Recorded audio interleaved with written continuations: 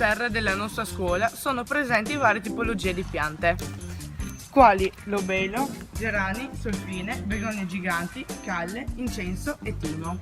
Sono impiantate in un terriccio da 70 litri e su di esse sono stati aggiunti dei concime. La nostra serra ha un impianto di irrigazione a goccia ed è automatizzata ed ha un impianto di riscaldamento ad aria.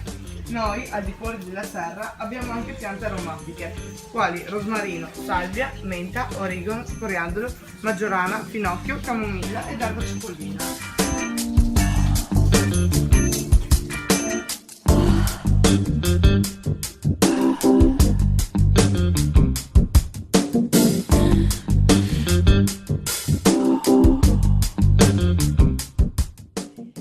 Significato dei fiori.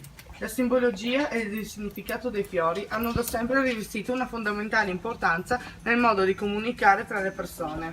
Dillo con un fiore è un motto che si tramanda di generazione in generazione ed è sempre risultato un valido mezzo per esprimere un sentimento in mancanza di parole.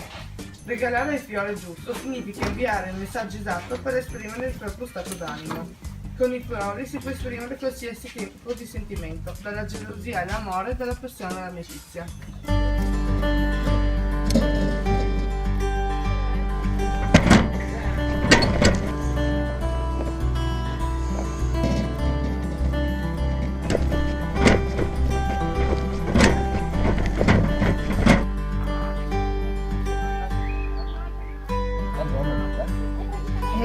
Viene un botto.